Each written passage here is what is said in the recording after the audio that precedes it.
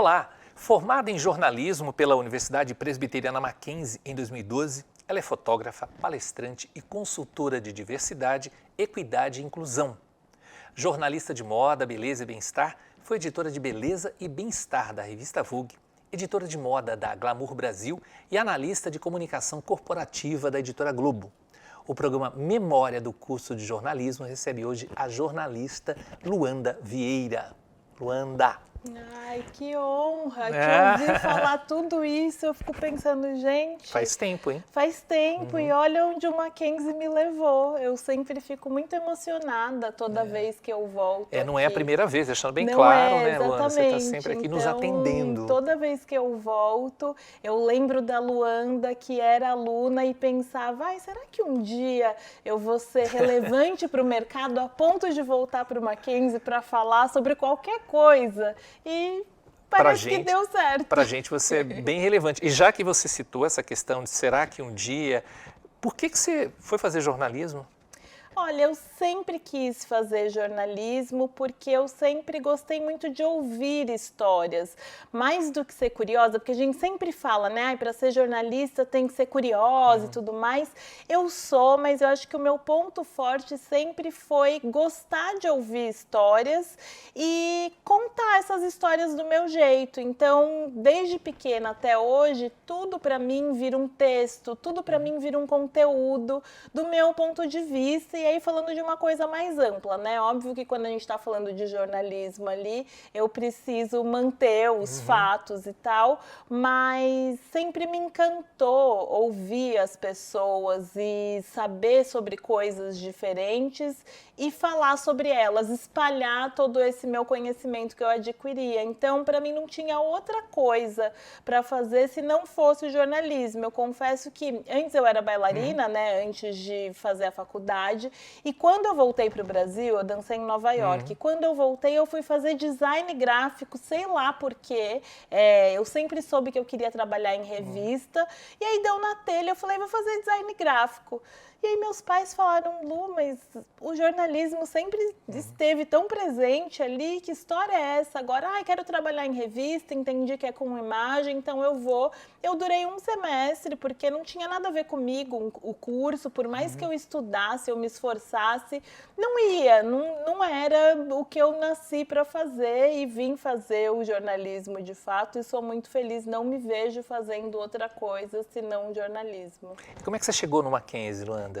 Então, é muito engraçada a história, assim, porque eu fiz o colégio aqui no Mackenzie, então a faculdade para mim não poderia ser outra se não fosse o Mackenzie, porque eu era apaixonada.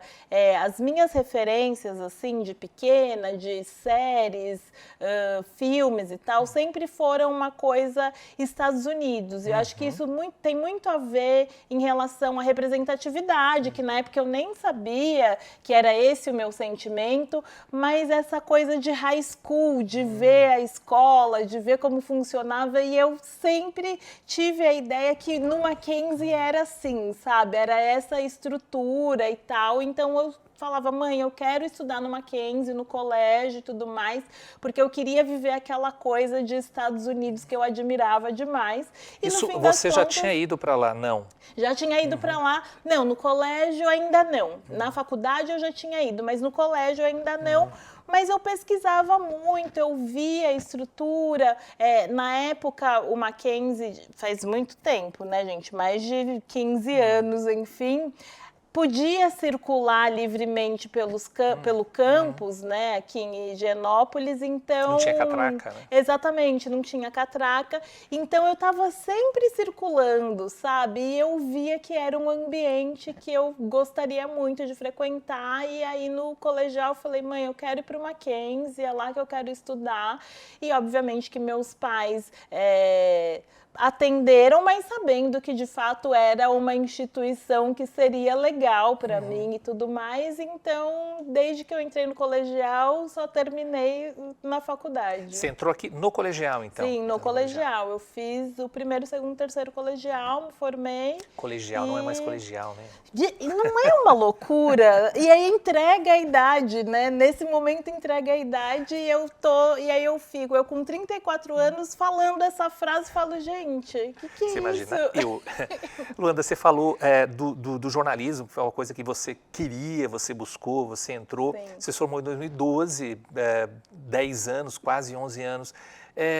Você continua com essa visão do jornalismo, que pelo que você falou inicialmente, foi uma visão um pouco romântica de quando você entrou para fazer jornalismo. Você continua com essa visão? Olha, eu sinto que as plataformas mudaram, né? Desde que eu me formei, as redes sociais naquela época eram muito inexpressivas, assim, não tinha tanta essa presença digital. Na época já existia o blog e eu sempre quis ser jornalista de moda, de beleza, então eu sabia que o jornalismo feminino em revista era o que me encantava, mas com o tempo e atuando no mercado, eu fui percebendo que não era mais tão tradicional quanto a visão que a gente segue tendo do jornalismo, de fato, daquela coisa tradicional, bancada do Jornal Nacional e tudo mais. Eu fui vendo que, apesar da rigorosidade de apuração continuar sendo a mesma, eu vejo que hoje a gente tem mais meios, né? Hoje eu sou autônoma, eu atuo como influenciadora também, e eu vejo que o meu diferencial com as marcas é ser jornalista, porque eu não falo ali sobre um produto por falar. Eu tenho uma apuração, eu conto a história daquilo, eu entendo se aquilo tem a ver com o meu propósito também. Então, eu sinto que hoje tem várias maneiras de você fazer jornalismo, não necessariamente numa redação, enfim, mas as coisas mudaram completamente, né? Principalmente porque hoje a notícia ela se espalha muito rápido com as redes sociais. E antes era um pouco mais demorado, assim. E o jornalista não é mais o centralizador, né? Exatamente, tá todo mundo ali falando, e aí é o perigo, acho que a gente vai falar sobre isso das fake news, porque todo mundo fala sobre tudo, lê um negócio, porque eu acho que hoje em dia o maior problema é as pessoas não passarem da chamada ou da legenda ali do Instagram, sabe? Eu acho que é aí onde a gente diferencia o que é jornalismo, o que é um influenciador só querendo falar sobre a notícia, o que é fake news. Acho que a gente precisa se aprofundar mais e o papel do jornalista é, de fato, fazer com que as pessoas queiram e se interessem pela notícia que foi apurada, que é verídica, que tem suas fontes ali. Falando da formação, o que você acha que a faculdade teve alguma influência na sua formação? O que você aproveitou aqui para ter essa visão do jornalismo na sociedade? Eu acho que, assim, o embasamento teórico que a gente sai daqui, a bagagem de autores e de visão mesmo de mundo, nada substitui, porque hoje eu vejo que a melhor matéria para mim é aquela matéria que eu vou além daqueles fatos e trago referências, sabe? De uma coisa que eu li, de uma exposição que eu fui. Então, eu acho que na faculdade a gente sai com essa bagagem e com esse olhar de não ficar só naquele fato, mas de conhecer outras coisas.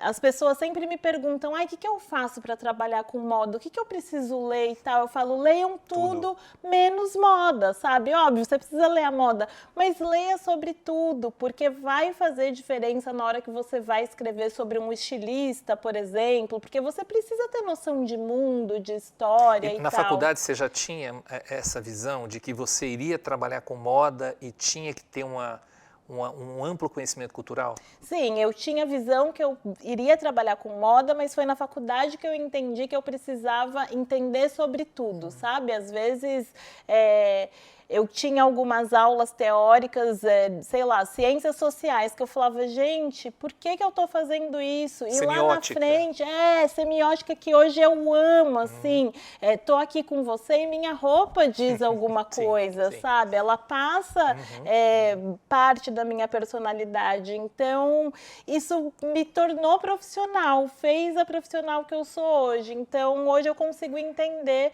por que todas aquelas matérias teóricas, eu sempre lembro de algum texto que eu li e trago para uma matéria minha, trago para uma reflexão que eu faço nas minhas redes sociais. Então, eu acho que a faculdade, para mim, ela deu a bagagem que eu tenho hoje e me ensinou a não parar por ali, a continuar pesquisando e olhando para todos os lugares, não só o meu segmento de fato.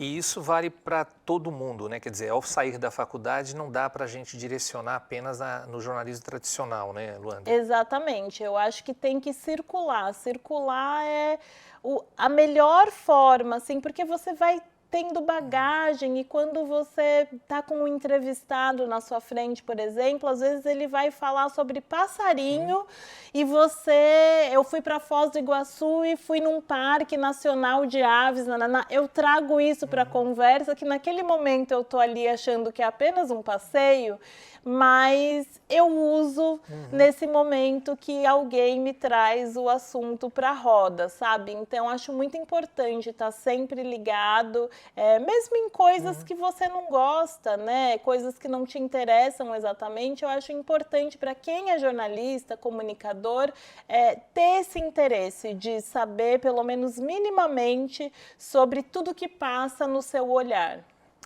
Luanda, eu queria que falasse um pouquinho o que é essa questão da inclusão e da equidade. O que é e se você acha que isso mudou nesse período desde a sua formação para cá?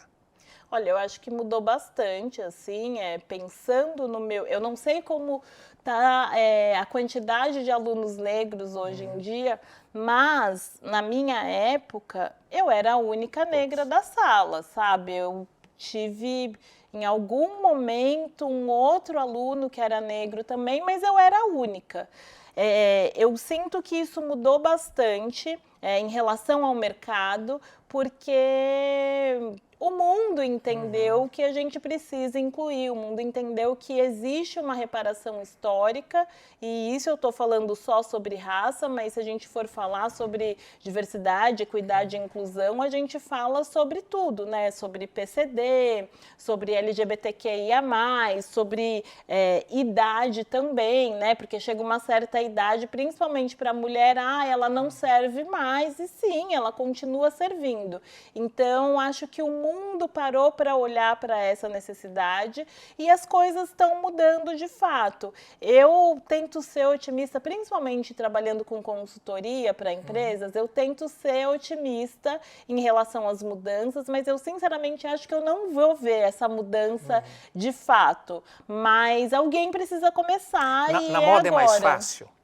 Eu acho que na beleza é mais fácil do que na moda, porque na moda existe uma coisa também que é o corpo, e as marcas ainda têm aquela visualização da modelo, magérrime, e não fazem roupas inclusivas, né? Então, na beleza, quando eu cheguei na beleza, que é super recente, foi em 2021, 2020, 2021, eu fiquei surpresa com o mercado, porque era um mercado que já tinha entendido que precisava de ter mais tons de base, né? Não era só um tom de base para a pele negra e se resolve. Eu passei a minha vida inteira, principalmente com o balé, tendo que fazer misturas na minha base para poder não ficar com a pele esbranquiçada. Então, quando eu cheguei na beleza, já existiam marcas que tinham 20 tons para pele negra, sabe? Que ainda não é o suficiente, mas já é um avanço imenso. E quando você vai ver as campanhas de beleza também, você vê que existe uma inclusão de corpos maior, enfim,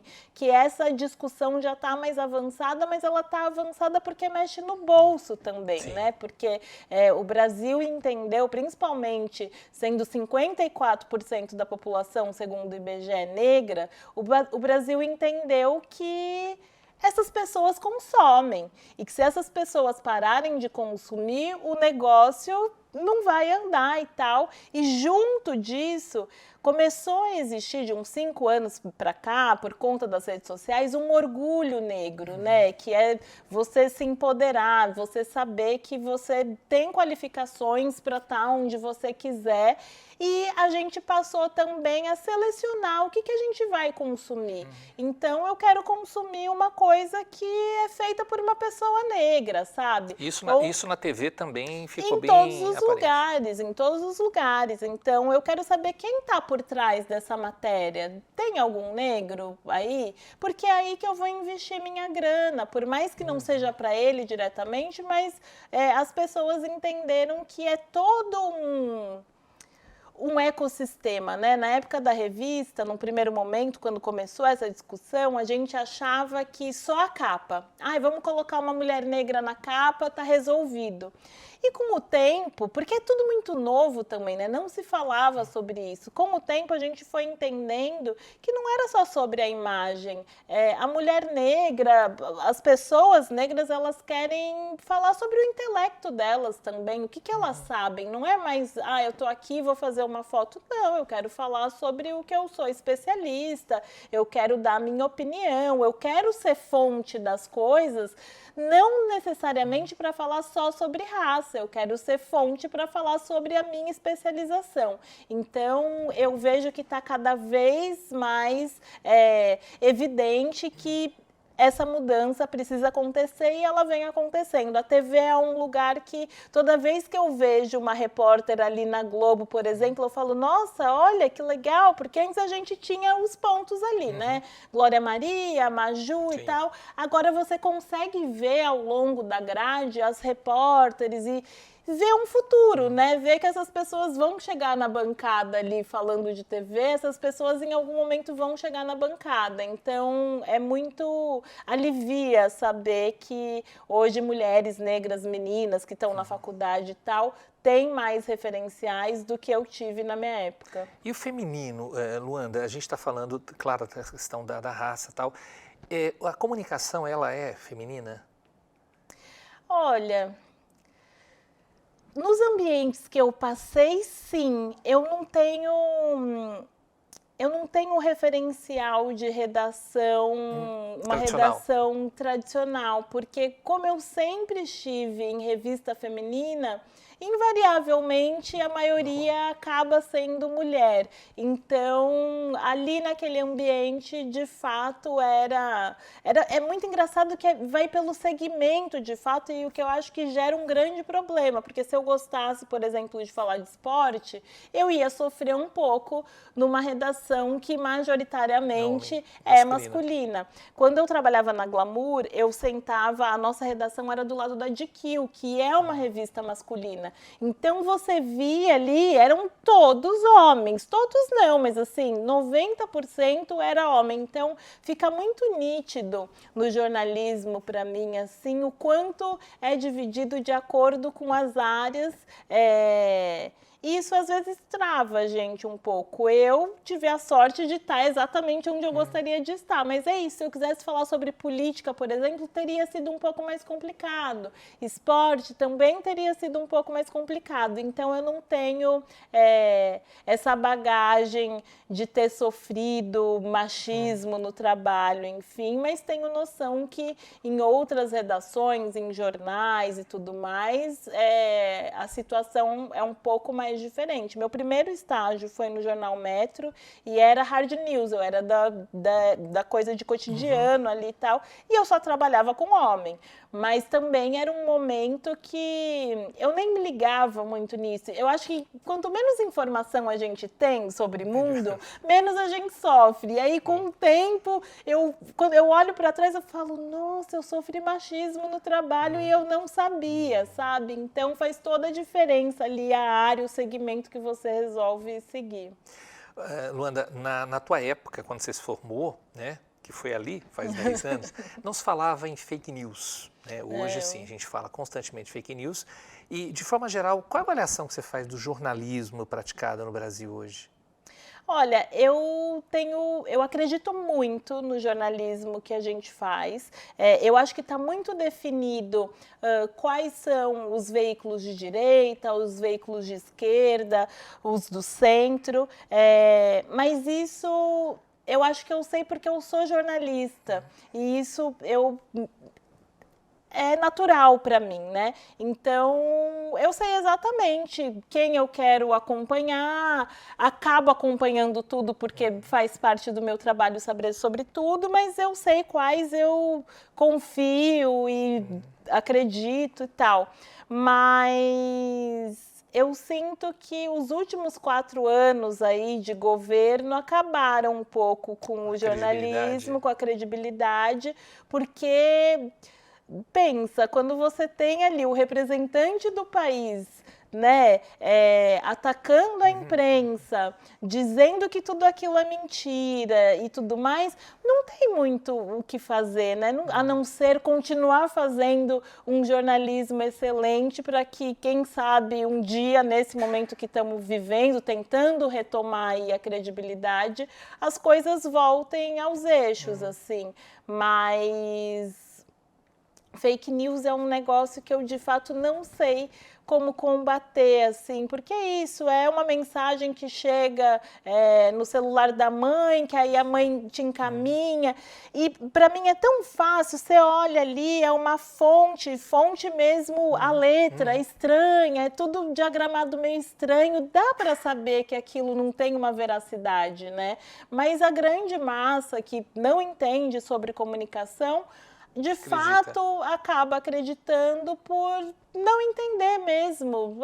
Tá aqui escrito falando que é jornalismo, eu vou acreditar. E aí esse acho que é o grande perigo da atualidade para a nossa profissão, né? Porque na época que eu fazia jornalismo, assim, a área está saturada, o jornal vai acabar, revista, imagina. Seguimos aí com tudo isso, porque eu acho que é essa busca pela credibilidade que faz com que essas plataformas sobrevivam.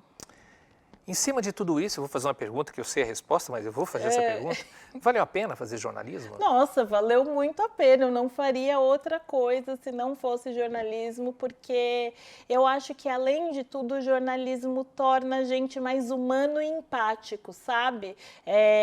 Eu acho que a nossa profissão, ela é ouvir de fato, não necessariamente dar opinião, né? Depende em que situação você está ali do jornalismo, mas eu acho que essa coisa de ouvir enriquece a gente, porque às vezes você tem uma opinião formada sobre um assunto e vem um especialista que te mostra muito bem o que é aquilo e você muda de ideia, você aprende. Então, eu que gosto de estar sempre em movimento e aprendendo e conhecendo coisas novas, acho que o jornalismo é o maior presente, assim, na minha vida. Tenho até dificuldade de separar quem é a Luanda, pessoa física, e a Luanda, jornalista, porque, para mim, eu olho o céu azul, já dá um texto, sabe? Então, valeu muito a pena. Luanda, obrigado, assim como valeu a pena tê-la aqui conosco. Obrigado mais uma vez, né? Você está sempre nos ajudando aí a esclarecer também, conversando com os nossos alunos. Obrigadíssimo, viu, pela sua presença. Eu que agradeço, contem sempre comigo. Obrigada. E muito obrigado também a você que nos acompanhou até aqui. Até o próximo programa.